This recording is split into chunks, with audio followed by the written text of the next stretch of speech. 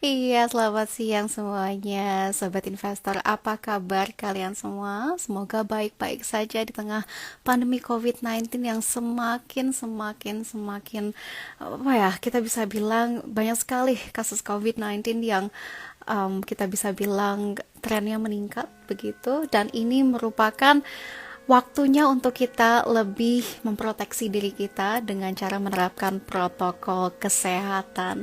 Dan juga sobat investor, senang sekali saya Clara Antawijaya dapat kembali menemani sobat investor semua di siang hari ini, di Jumat ini, dalam program Break Time with IDX Channel, your trustworthy academic business and capital market channel. Dan sekarang kita seperti biasanya menghadirkan narasumber-narasumber yang reliable, tentunya dengan topik-topik yang menarik. Topik kali ini adalah, sebentar, saya mau ngetik dulu di sini agar semakin oke. Saya sudah masukkan ke sini. Strategi serok saham di saat IHSG melemah. Nah, seperti yang kita tahu, sobat investor, pergerakan indeks harga saham gabungan kalau kita pantau dari minggu ini aja sangat fluktuatif. Terkadang berada di zona hijau, terkadang berada di zona merah, dan mungkin sekarang saya akan update terlebih dahulu ya pergerakan indeks harga saham gabungan pada hari ini. Di mana memang pada hari ini dibuka di zona hijau, untungnya berada di level 6027, sedangkan untuk sampai dengan jam sekarang nih, pukul 13:04, indeks harga saham gabungan masih berada di zona hijau, bahkan kenaikannya sekitar 0,74%, berada di level 6.056. Jadi indeks harga saham gabungan masih berada di level psikologisnya, yaitu di level 6.000. Semoga tidak turun di level 6.000 ya sobat investor sampai dengan sore nanti penutupan perdagangan. Dan sekarang juga bisa dipantau bahwa sebanyak 229 saham bergerak secara melemah, sedangkan 254 saham bergerak secara menguat, dan juga terdapat 152 saham bergerak secara stagnan. Jadi kalau kita lihat dari komposisinya, memang banyak sekali saham yang bergerak secara menguat di hari ini, di hari Jumat. Mungkin apakah ini weekend vibes gitu, kita masih belum tahu juga. Tapi kita lihat sampai dengan penutupan sesi akhir nanti ya sobat investor, apakah indeks harga saham gabungan masih bisa mempertahankan lajunya di level 6.000 begitu. Dan sekarang juga masih tercatat level kapitalisasinya masih berada di 7.193 triliun rupiah. Dan seperti yang tadi sudah diulas, bahwa hari ini kita akan membahas terkait dengan strategi serok saham di saat IHSG melemah, dan kita akan berbicara lebih lanjut lagi dengan Pak Rio Rizaldi. Beliau adalah seorang pakar di perdagangan saham dan yang juga merupakan pendiri dan sekaligus CEO dari Galeri Saham. Dan kita akan mengupas tuntas apa saja strategi yang bisa dilakukan oleh investor untuk menyerok saham begitu ya. Jadi ketika IHSG merah, no worry, karena pastinya ada potensi untuk diambil dari situ. There are always two sides of the coins. Jadi either itu meraih cuan atau justru cut loss, tapi kita pengen meraih cuan kan. Nah, kita akan bahas strateginya dengan Bapak Rio Rizaldi. Kita akan invite terlebih dahulu.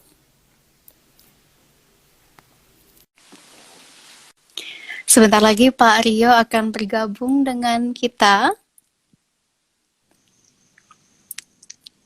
Halo Pak Rio. Halo Mbak Clara, siang. Pak Rio, apa kabar? Baik, baik. Oke Pak, sekarang nih memang lagi apa ya, kita bisa bilang secara minggu ini saja indeks harga saham gabungan fluktuatif begitu ya. Mm-mm. Kalau dari perspektif dari Pak Rio sendiri nih ya, sebagai pakar perdagangan saham, bagaimana sih pergerakan indeks harga saham gabungan nih pada minggu ini? Oke, jadi kalau kita lihat fluktuatifnya kadang bikin sakit perut ya. Sempet turun sampai 5.900 pas awal minggu, sekarang malah udah bertengger di 6 ribuan lagi. Kan 6 ribu tuh kan Mm-mm. katanya kan memang level psikologis. Nah, jadi Mm-mm. memang awal minggu itu kayak kita lihat di tanggal 18, tanggal 21 hari Senin itu kan turun banyak tuh. Memang orang khawatir dengan makin merebaknya virus COVID-19 ini membuat IHSG itu eh, ditakutin bisa seperti Maret tahun lalu gitu. Kalau Maret tahun lalu kan turunnya kan, waduh Wah, itu parah. ampun-ampunan ya.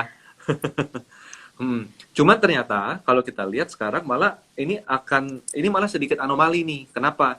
Karena turunnya cuman Jumat minggu lalu sama Seninnya, lalu setelah itu walaupun fluktuatif tapi naik terus. Nah, mungkin Mm-mm. teman-teman penonton bisa ngeliat juga bahwa kalau indeks itu kuat di level 6.000, terutama nih ya, terutama 6.100. Jadi kalau 6.000 kuat dan dia bisa naik di atas 6.100, malah cenderung IHSG itu malah cenderung menguat daripada menurun. Walaupun Oh, case-nya I itu sekarang see. ini Mm-mm.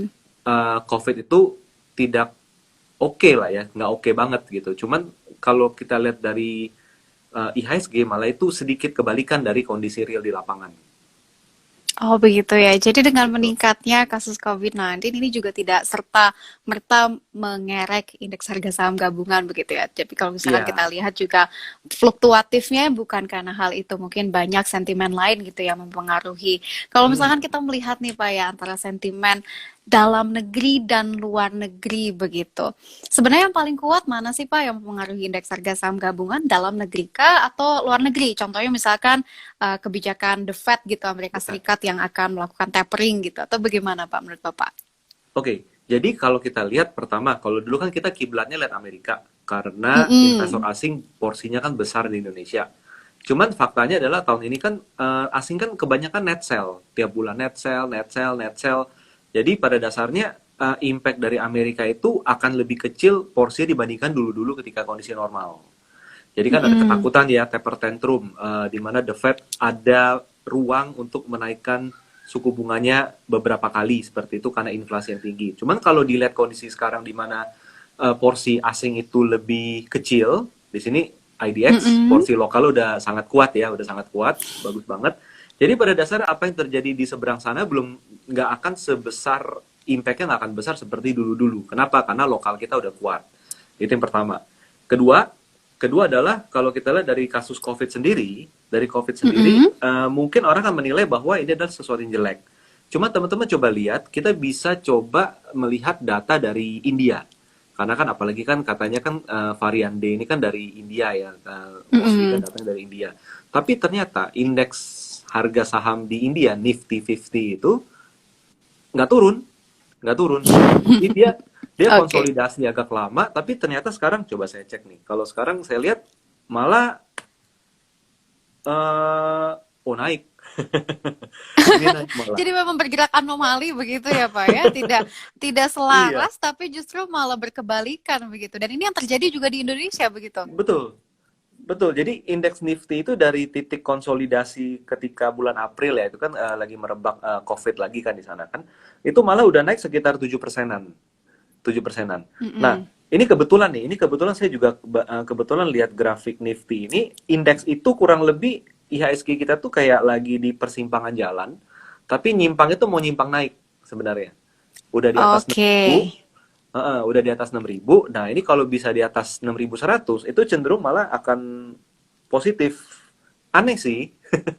Kalau dipikir aneh sih, cuman bagi saya ini karena apa? Karena kita namanya manusia kan kita sudah belajar dan beradaptasi. Maksudnya apa sih? Virus aja beradaptasi gitu kan. Manusia juga beradaptasi. Mm-mm. Kalau dulu work from home kayak kaget banget, semua orang kaget banget. Aduh, saya nggak masuk kantor, saya nggak tahu di kantor kerjanya gimana, saya nggak tahu beli makan gimana, beli makan di pasar takut virus segala macam. Sekarang kan udah mulai belajar lah orang untuk online dan lain sebagainya.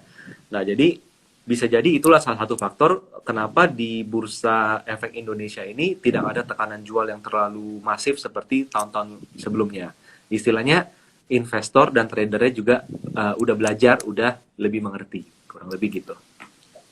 Jadi kita learn from the lesson gitu ya Pak ya. Terus kita juga Ya, melihat bagaimana penanganan di luar negeri dan juga kalau misalkan kita melihat lajunya Nifty justru malah dengan kenaikan kasus tujuh COVID-19 persen ini di India malah 7% ya, tinggi banget gitu. tujuh Dan persenan kalau misalkan kita lihat dari IHSG juga sepertinya sedang mempertahankan di rentang konsolidasi yang positif begitu ya. Jadi Iya, semoga benar yang terjadi ya, berada di persimpangan jalan tapi justru jalannya mau maju begitu. Tinggal iya. wait and see aja begitu ya. Tapi kalau kita lihat nih Pak, indeks harga saham gabungan pada hari ini kan dibuka di 6.027. Tapi nampaknya kalau misalkan kita melihat dari bulan ke belakang ya, rasa-rasanya kok sulit gitu ya indeks harga saham gabungan untuk berada di level psikologis only 6,000 gitu. Itu kok sulit sekali. Sebenarnya menurut Bapak sendiri, sampai kapan indeks harga saham gabungan dapat mempertahankan bottom line-nya begitu di 6.000? Oke, kalau kita lihat indikator. Jadi kalau lihat kondisi sekarang, kita melihat lebih banyak Mhm. ke technical, tapi technicalnya basisnya Ya. adalah, jadi bukan yang technical buy low sell high ya, tapi technical trend basis. Jadi coba dipantau minggu depan, kalau memang indeks itu kuat di 6.000, cenderung sih arahnya akan ke 6.100 ke atas. Itu untuk kita lihat di minggu depannya. Jadi sekarang ini bisa dibilang dari sejak akhir Mei sampai akhir Juni hari ini, itu indeks tuh benar-benar, waduh, ampun deh, geraknya tuh lebar banget kan, Bikin dari nomor mules. 150 sampai 59. Itu kayak, aduh, ampun gitu kan. Cuman, ini adalah fase yang menarik karena eh, saya di market melihat kondisi seperti ini adalah sebuah hal di mana orang yang optimis membeli, orang yang pesimis menjual. Dan karena kan di bursa efek ini kan pelakunya banyak, mau trader, mau Mm-mm. spekulan, mau institusi, mau lokal, mau asing, dan lain sebagainya. Mereka punya berbagai opini dengan berbagai macam duit yang dikit ataupun banyak. Jadi ini kayak lagi dalam fase fase apa ya? Fase yang optimis menahan posisi, yang pesimis menjual. Nah, nanti kita tinggal lihat, ini namanya hukum ekonomi lagi. Kalau ternyata yang jual sudah minim, maka yang beli lebih dominan, cenderung harga akan naik. Nah, yang jual adalah yang pesimis, yang beli adalah yang optimis. Jadi kalau lihat sekarang, kembali ke tadi, ini lagi di persimpangan jalan, tapi cenderung sih naik daripada turun, gitu. Oke, Nah, kayaknya kalau Bapak nih termasuknya yang optimis ya. kalau saya dulu pesimis tapi nggak sekarang, oh ini harus optimis ini. Betul, betul, betul. Tapi memang terkait dengan topiknya sekarang nih Pak ya, strategi serok saham di saat IHSG melemah. Sebenarnya apa? Mungkin publik perlu mengetahui lebih lanjut. Sebenarnya serok saham tuh apa sih Pak? Oke, jadi kalau serok saham tuh kayak ngambil di bawah gitu ya. Jadi teman-teman, Mm-mm. kita investor ataupun trader pasti demen banget sama harga diskon. Apalagi yang harganya turun terus. Kalau kita ke mall aja kalau lihat ada diskon 70%, tadinya mau makannya pasti melipir ke sana kan gitu kan, ngelihat ada apa sih gitu kan. Nah, jadi serok saham itu adalah salah satu strategi membeli saham ketika harganya sedang turun, dan turunnya itu bukan turun sedikit-sedikit tapi turunnya lumayan banyak atau lumayan tajam di sana. Nah, tinggal pertanyaannya saham apa yang harus kita serok seperti itu. Nah, di sini saya mau bagi dua nih, mau bagi dua bahwa teman-teman pemirsa kan bukan semuanya trader, tapi juga bukan semuanya investor. Ada dua macam, ada trader sama investor. Nah, kalau investor, maka ini peluang untuk serok saham seperti apa? Teman-teman lihat saham-saham yang dari awal tahun udah turun terus. Nah, itu tuh layak untuk diserok. Kenapa? Karena begini, eh, kinerja keuangannya mungkin menurun ketika pandemi, tapi harga sahamnya turun lebih dahsyat daripada kinerja laporan keuangannya. Itu pertama. Artinya Mm-mm. apa? Kalau harganya turun lebih dalam daripada kinerja real bisnisnya, maka kita bisa mendapatkan saham perusahaan bagus dengan harga diskon, gitu. Nah, Under value begitu ya? undervalue itu benar-benar undervalue banget gitu loh. Karena apa? Harganya murah, lalu kalau dia bagi dividen, dividen yieldnya itu bisa lebih tinggi dari bunga deposito gitu kan, menarik banget gitu loh, kapan lagi gitu. Kita mau nabung di bank sampai udah kasih tinggian dong, nawar-nawar bunga deposito tinggi, susah dapatnya. Tapi kalau di pasar modal di IDX, harganya turun, kinerjanya stabil, itu benar-benar peluang banget untuk dapetin passive income yang menarik dari investasi saham. Nah, itu untuk kalau kita invest. Tapi kalau bicara invest, jangan ekspektasinya udah dibeli harus naik. Karena kalau mau invest, orang investor tuh senangnya turun terus deh. Pokoknya turun terus sampai duit gua habis, baru lu naik gitu. Jadi ngumpulin terus di sana. Iya, Heeh. pokoknya pokoknya kalau harganya Hmm. udah under value begitu langsung chip in aja gitu ya, Pak ya. Iya, Tapi lucu ya namanya serok gitu. Kayak kita bayangin secara visual tuh kita kayak ambil sekop serok gitu iya, ya. udah sekop. Dan kalau kita lihat nih ya misalkan di banyak platform gitu mungkin Instagram lah, akun-akun terkait dengan saham begitu. Banyak sekali investor yang pakai kata ini serok. Wah, Unilever lagi segini, serok kan gitu. Heeh. Atau ini lagi ini serok, serok. Sebenarnya sejak kapan sih Pak ada kata serok ini? Apa sih yang mencetuskan kata ini gitu Pak di persahaman? Sebenarnya itu udah agak lama ya, serok saham. Jadi kan pakai skop gitu kan, kepalanya kan gede gitu loh. Mm-mm. Bukan kayak makan pakai sendok kan kecil gitu. Ini langsung Mm-mm. ambil segali banyak. Nah, itu istilah dari serok. Ya, itu udah lumayan lama lah ya. Jadi beri- kata-kata itu pasti muncul kalau sahamnya lagi turun gitu. Oke, jadi memang kata serok ini sudah begitu lama begitu ya Pak ya. Tapi kalau Hmm. misalkan kita lihat nih Pak ya, indeks harga saham gabungan cocok nggak sih Pak sekarang untuk kita pakai strategi serok? Yes. Jadi teman-teman mau sebagai investor ataupun mau sebagai trader, serok itu sekarang lagi momen yang tepat. Jadi kalau tadi yang di awal saya sampaikan kalau harganya turun lebih banyak dan lebih dalam daripada penurunan fundamentalnya, laporan laba bersihnya misalnya. Nah, itu nyeroknya itu harus harus terus-menerus tuh. Kenapa? Itu kayak kita ngumpulin harta karun aja gitu loh. Karena kan perusahaan bagus, kinerjanya Mm-mm. so far oke-oke aja tapi harganya turun terus. Nah, itu menarik banget. Tapi kalau untuk teman-teman yang untuk trader ya, untuk trading. Jadi beli saham untuk kalau trader tuh kan beli saham harapannya naik. Habis beli naik, habis beli naik, habis beli naik. Nah, strategi nyeroknya beda. Beda. Jadi kalau teman-teman, kalau trader mau beli saham yang habis dibeli peluangnya lebih cenderung naik daripada turun, itu harus pakai indikator tren. Indikator tren. Nah, tren itu paling gampang indikator apa sih? Pakailah indikator yang nempel dengan harga. Poinnya gitu. Jadi agak susah nih kalau misalnya teman-teman pakainya MACD, lalu pakainya misalnya stokastik dan lain-lain. Nah, teman-teman paling enak tuh pakainya moving average. Jadi dari moving Oke, moving average, average justru ya. dari moving average, coba aja pakai MA-nya MA 50, 100, 200 itu dulu. Karena kan kita mau lihat gambaran besar. Ini saham turun dalam, tapi masih uptrend atau enggak. Nah, pakainya tuh biasa Mm-mm. 50, 100, dan 200. Jadi kalau sahamnya tuh turun banyak, tapi dia masih di atas Mm-mm. MA 50, nah itu enak tuh untuk diserok tuh. Dan biasanya tuh reboundnya lumayan gitu.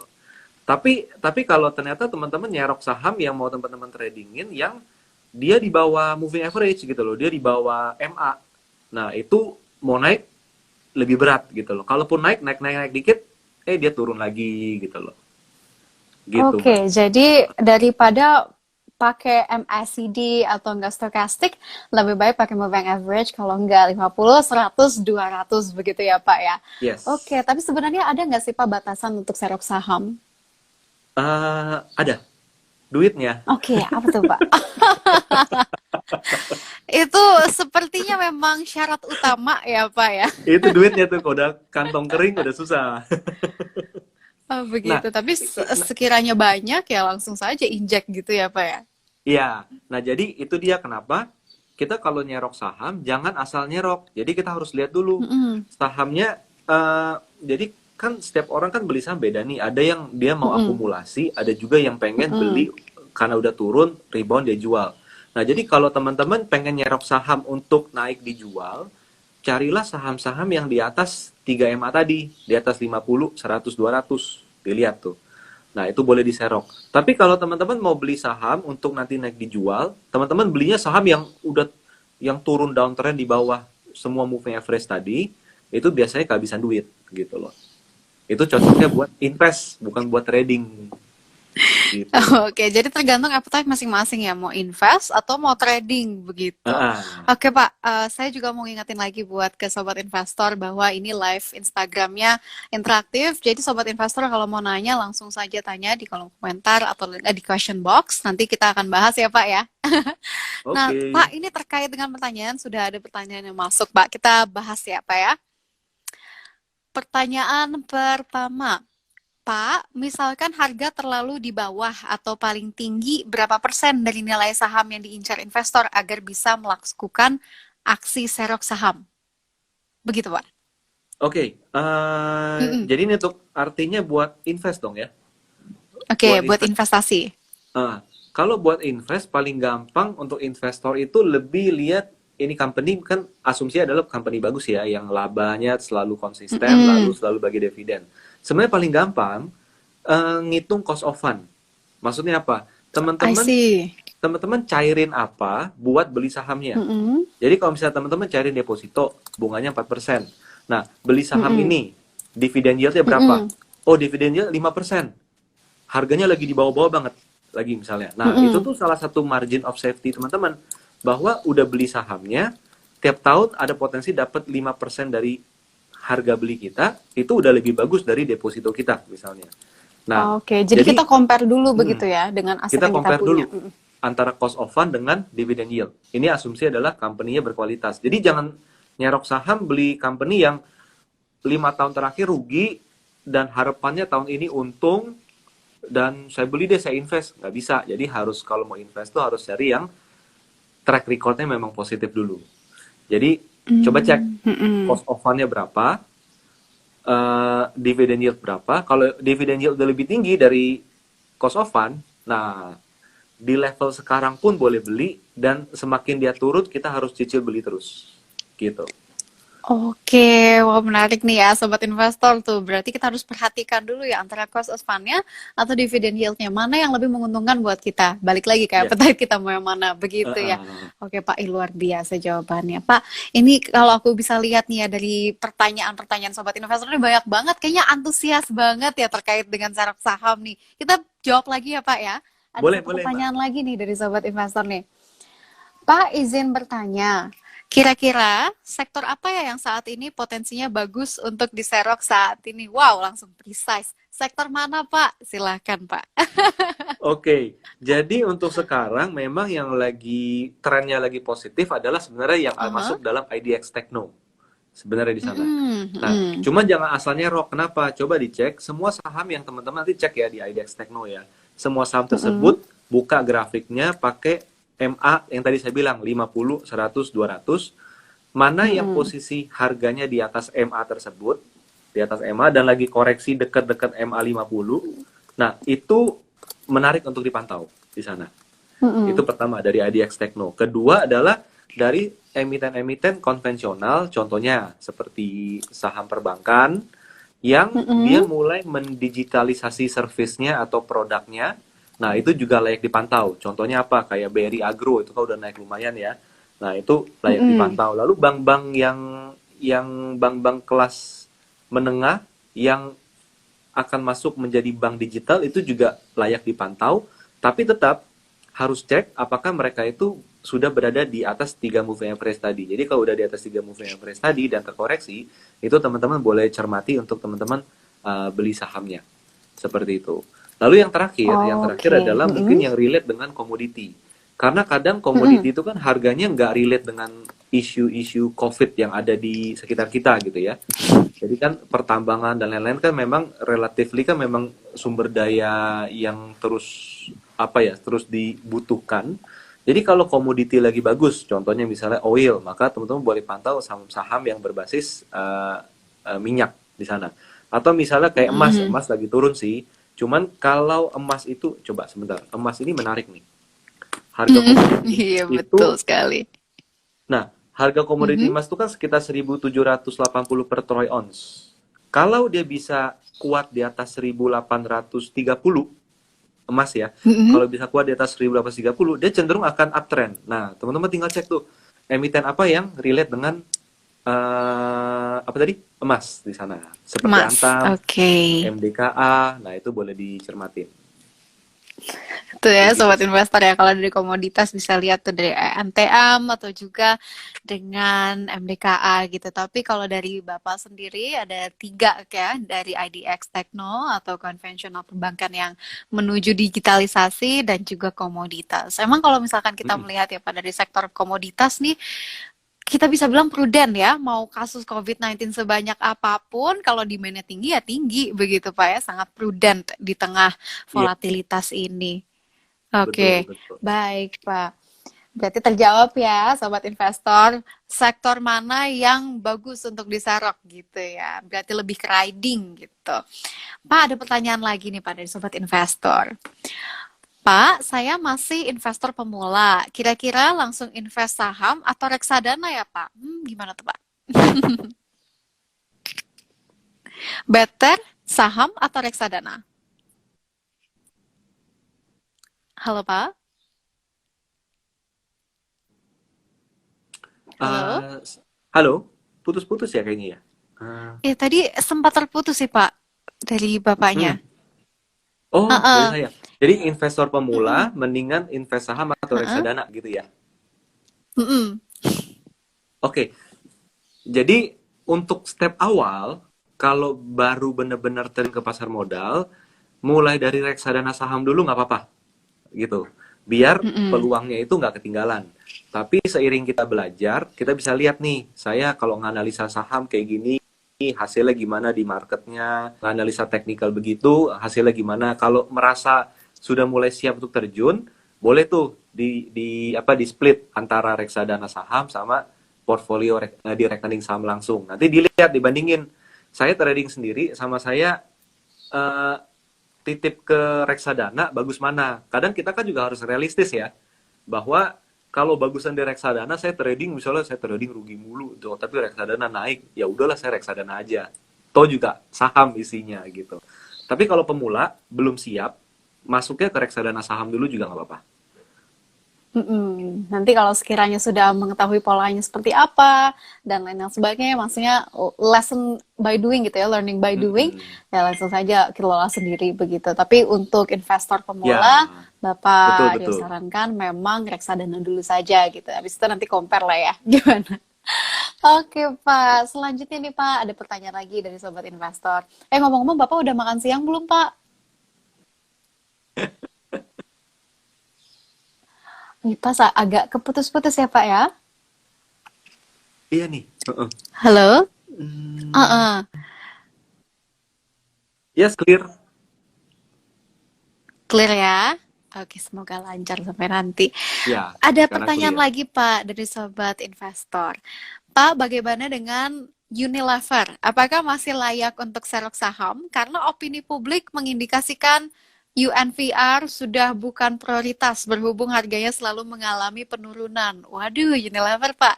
Gimana Pak analisa Bapak terkait dengan Unilever? Oke, kalau kita bicara Unilever, secara bisnis dia itu sangat menarik. Kenapa? Ya pada dasarnya eh, mandi itu kan nggak bisa didigitalin kan. Jadi kan nggak bisa kan tiba-tiba oh badan saya bersih kan ke tombol kan gitu kan. Jadi kan tetap harus pakai sabun, pakai shampoo, pakai gosok gigi kan gitu kan. Nah, jadi itu adalah bank harganya lagi turun. Nah, balik lagi kalau kita mau invest, coba dicek ke tadi saya Mm-mm. sebutkan mengenai cost of fund. Jadi teman-teman coba hitung dengan kondisi bisnis Unilever sekarang, dia itu potensi setiap tahun bagi dividen berapa banyak sih gitu loh. Nah, ketika bagi dividen itu dibandingkan harga belinya itu sudah cukup menarik, misalnya di atas dari cost of fund kita, maka Unilever menjadi saham yang layak untuk dibeli, mulai dicicil, melakukan pembelian.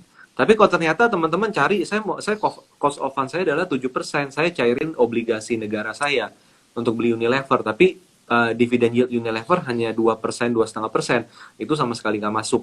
Nah, jadi harus dilihat dari pertama cost of fund tersebut, kedua kalau kita punya strategi adalah nabung saham, jadi beli saham konsisten terus-menerus tiap bulan sekali, tiap minggu sekali, maka ketika kita bicara nabungnya dalam waktu 5 tahun, turunnya Unilever dalam 1 tahun itu bisa jadi sebuah berkah buat kita ketika kita lanjut nabung saham 4 tahun ke depan, setahun sekarang itu adalah berkah. Kenapa? Dengan duit yang sama, teman-teman dapat lot yang lebih banyak gitu.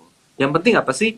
Yang Mm-mm. penting 5 tahun lagi, 10 tahun lagi, kira-kira ini company produknya masih dibeli orang, masih dipakai orang atau enggak? Itu di sana. Kalau iya, maka itu adalah sebenarnya bisnis model yang sangat menarik untuk kita investasi untuk jangka panjang. Gitu, Mbak. Oke, baik nih ya. Memang ini selalu tentang Unilever nih selalu menjadi apa ya, hal yang sangat menarik untuk diperbincangkan begitu. Karena memang siapa Iya, sih yang nggak pakai produk dari Unilever sekarang? Dan tadi seperti yang Bapak bilang, mandi ya nggak bisa pakai teknologi. Memang harus punya sabun untuk mandi gitu. Dan betul. sekarang harganya Unilever berada di 4.990 dengan kenaikan 0,6%. Which is kalau misalkan kita lihat secara mingguan memang fluktuatif sih Pak ya, kita tidak bisa deny hal tersebut. Tapi ya kalau misalkan pikirannya ini lebih ke long term begitu seperti yang Bapak bilang, ini justru bagus begitu ya, karena prospek dari Iya, company-nya barang-barangnya dipakai begitu ya oleh masyarakat. Jadi betul. bukan tipe yang akan tren terus mati gitu, tapi juga Betul. barangnya Hmm. dipakai terus begitu. Iya, Oke, jadi jadi barangnya itu bukan tren sesaat yang orang lagi nge-hype, wah lagi pakai mm-mm. ini, lalu nanti enggak lagi. Jadi memang yang ya very long deh pakainya gitu. Jadi memang bagus loh untuk long time investment begitu ya Hmm. saham Unilever. Oke. Jadi kalau misalnya ditanya, serok atau enggak nih Pak Unilever di 4.990? Kalau untuk invest, serok. Aha, Tapi kalau serok untuk dong untuk trading, invest. untuk berharap Mm-mm. harga naik, bukan di Unilever. Tapi yang tadi, tiga tadi. IDX Techno, atau yang Mm-mm. mulai migrasi digital, atau yang komoditi. Gitu. Oke, wah, oke, oke, oke, baik, baik. Jadi Unilever untuk yang long term lah ya, Invest. silahkan sobat investor yang memiliki orientasinya long term bisa chip in di perusahaan-perusahaan yang promising di kedepannya seperti kayak Unilever dan lain hal sebagainya. Tapi kalau misalkan untuk yang short term, untuk trading bisa tadi yang sebagai rekomendasi Bapak ya, ada IDX Mm-mm. Tekno, ada komoditas, dan ada juga konvensional perbankan yang menuju Digital. digitalisasi. Oke. Wah, ini pasti semoga yang nanya-nanya sobat investor cuan banyak ya Pak ya, karena Bapak memberitahunya sangat spesifik dan precise gitu. Amin. Oke, amin. Pas pertanyaan selanjutnya Pak dari sobat investor. Untuk trader, berapa lama hold suatu saham sampai dijual? Apakah cukup MA5 atau seperti apa? Gitu. Oke, jadi trader kalau tanya trading, saya tipenya adalah trend following. Jadi kalau trend following, Mm-mm. kita nggak pernah pakai MA5. Karena MA5 itu Oke. hanya benar kalau naiknya 45 derajat. Tapi kalau naiknya itu cuma 30 derajat, tapi naik setahun, itu MA5 tuh sering Mm-mm. suruh jual, suruh jual, suruh jual. Jadi teman-teman paling gampang, Mm-mm. yang tadi saya bilang, pakainya MA 50, 100, 200, digabung, dilihat. Mm-mm. Jadi selama harga sahamnya naik, rapi di atas MA 50, Mm-mm. itu mau naik 6 bulan pun simpen aja gitu loh. Jadi jangan sampai Mm-mm. kita membatasi target bahwa saya sebulan kalau udah profit 5% saya mau jual. Tau-taunya harga sahamnya naiknya sampai 100% dalam waktu 6 bulan misalnya gitu kan ada. Kalau Mm-mm. kayak gitu kan ngapain dijual? Mendingan disimpan aja. Artinya target bulanan tercapai, target tahunan tercapai, bisa cuti trading dulu sampai akhir tahun kan gitu kan enaknya gitu. Jadi pada dasarnya ikutin tren MA 50, 100, 200. Jadi kalau masih di atas itu hold aja. Oke, jadi kuncinya memang di Gitu. moving average antara 50, 100, dan 200 begitu. Oke, baik Pak. Concise sekali ya Yes. berarti ya sobat investor. Berarti kita harus memperhatikan dari moving average dari 50, either itu 100 sampai dengan 200 begitu. Oke Pak, ini ada pertanyaan selanjutnya. Aduh, Bapak udah makan siang belum nih Pak? Karena pertanyaannya banyak nih, kayaknya butuh banyak energi. Nggak apa-apa. Tahan-tahan dulu. Iya ya, saya sih benar-benar seneng ya ngelihat banyak sekali sobat investor yang sangat-sangat apa ya memiliki optimisme gitu ya di tengah volatilitas gitu. Jadi mereka memiliki harapan untuk serok ini berarti luar biasa ya Mm-mm. energinya.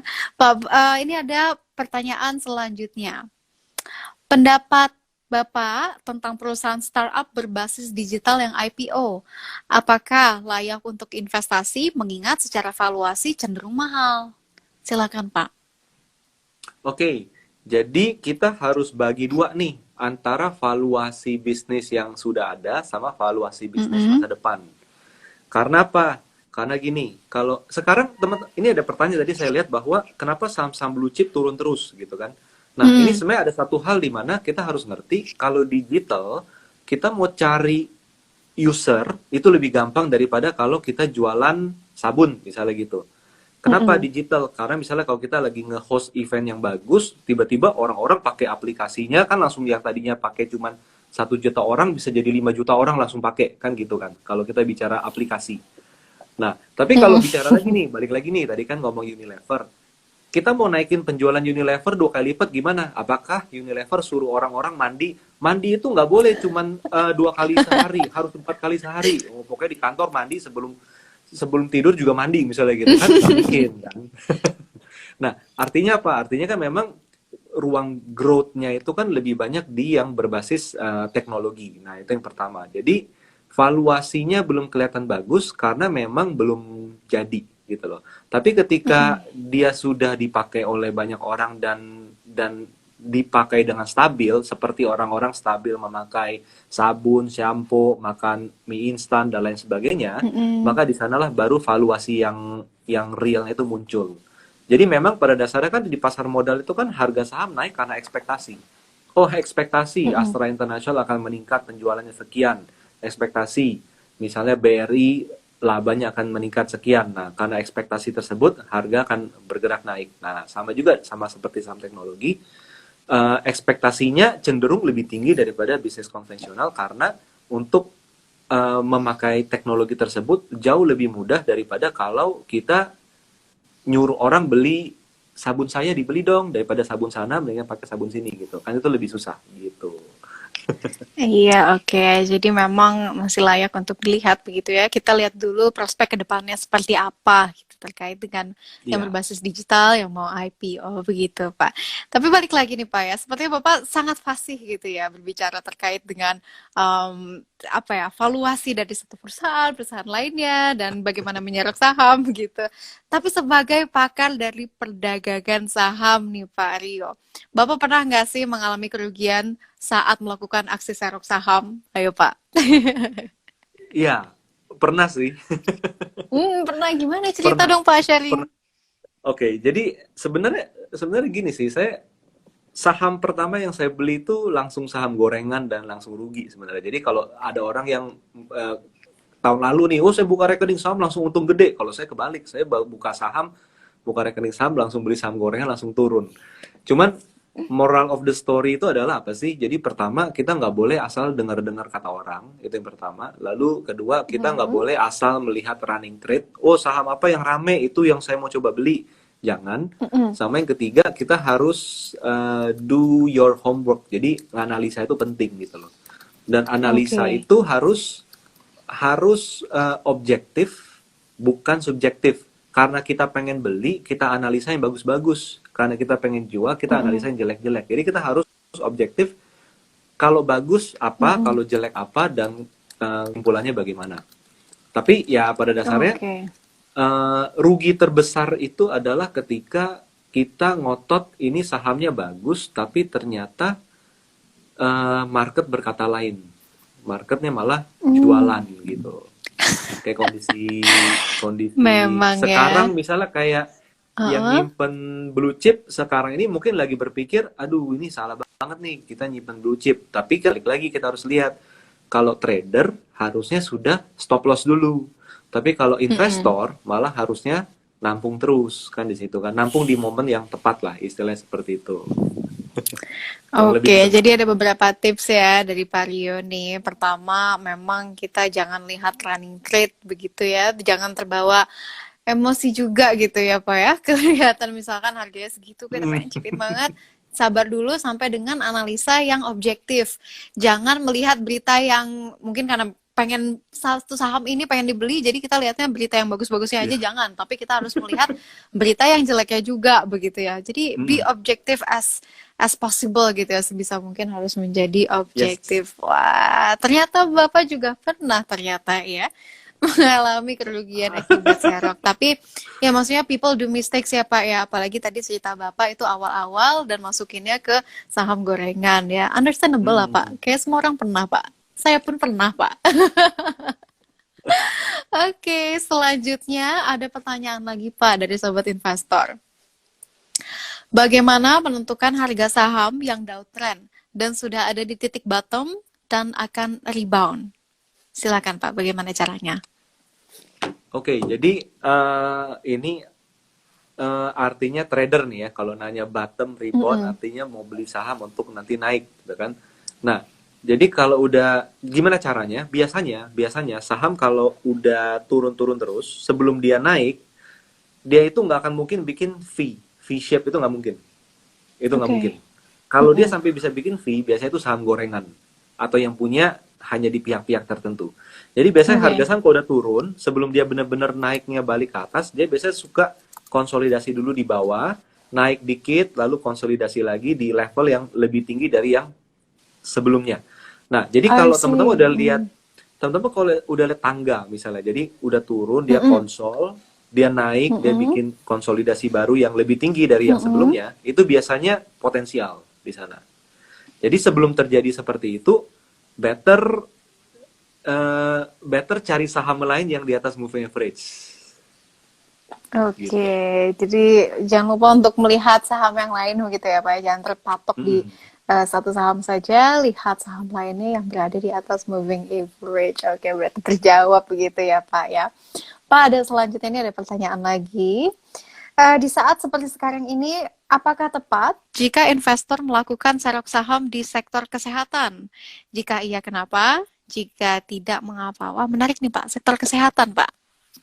Oke, nah gini, kalau kita bicara sektor kesehatan yang relate dengan vaksinasi, Oke. maka itu cukup menarik karena momentumnya adalah memang demand-nya akan tentu tinggi gitu ya, baik itu Mm-mm. vaksinasi ataupun peralatan vaksinnya gitu, itu cenderung menarik dan tapi itu nggak akan apa ya, itu nggak akan sustain karena apa? Ketika pandemi sudah selesai, kebutuhan itu akan turun kan gitu kan.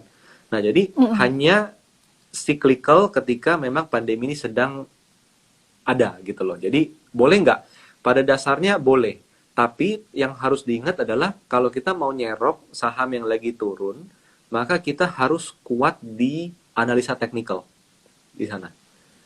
Di analisa teknikal. Kenapa? Karena kalau kita lihat fundamental emiten-emiten farmasi ini juga nggak meningkat-meningkat amat ketika lagi COVID kan seperti itu.